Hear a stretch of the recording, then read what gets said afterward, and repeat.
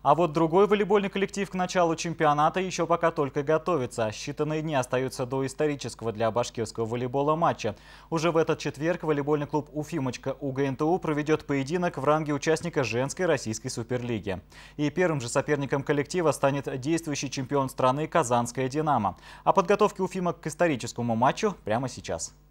Выход уфимочек в Суперлигу – это скорее долгожданный и закономерный результат, чем неожиданность. Несколько лет команда ходила вокруг да около, регулярно пробиваясь в число сильнейших коллективов высшей лиги А. Довести дело до конца, то есть завоевать таки путевку в элиту женского российского волейбола, уфимки сумели на 43-м году существования клуба. Задача на дебютный сезон в Суперлиге была обозначена практически сразу. Главное – сохранить место в числе сильнейших команд страны. По заверению руководства клуба, в межсезонье была проделана большая работа как на трансферном рынке, так и во время тренировочного процесса. Дебютанту есть что противопоставить маститым соперникам. Думаю, что удивим, наверное.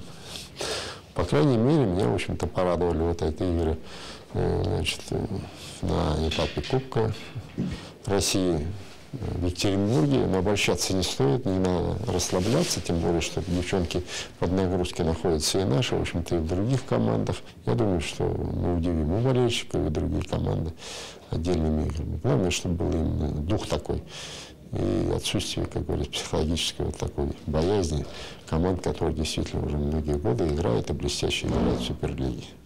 Не обошлось в Уфе и без перемен в составе. Под текущую задачу под знамена клуба были приглашены 6 волейболисток. Большинство из них имеет опыт выступления в Суперлиге. И впервые в истории команды на площадку в форме уфимочки выйдет легионерка. С американкой Синти Барбозой ни главный тренер, ни игроки еще не знакомы. Но на нее уже возлагают немалые надежды. Тем не менее, даже без легионерки уфимочки уже доказали, что не собираются пасовать перед записными фаворитами. Достаточно неожиданно команда Андрея Подкопаева заняла второе место в своей подгруппе в рамках предварительного этапа Кубка России.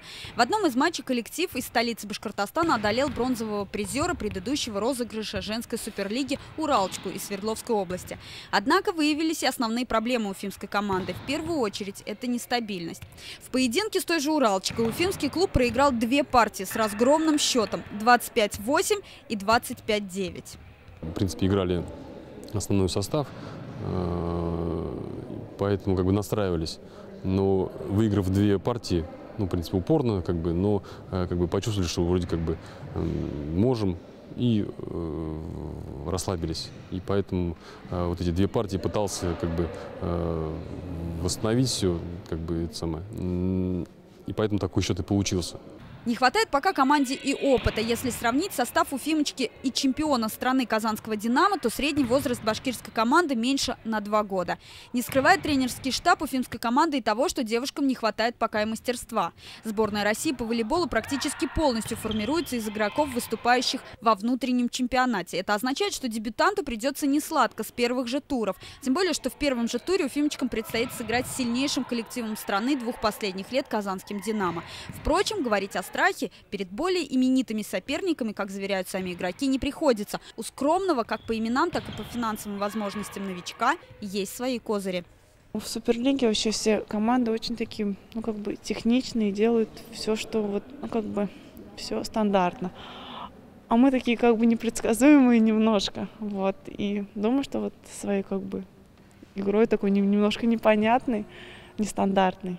Возможно, будем этим и брать. И, естественно, эмоциональным состоянием команды. То есть у нас все вроде эмоциональные такие.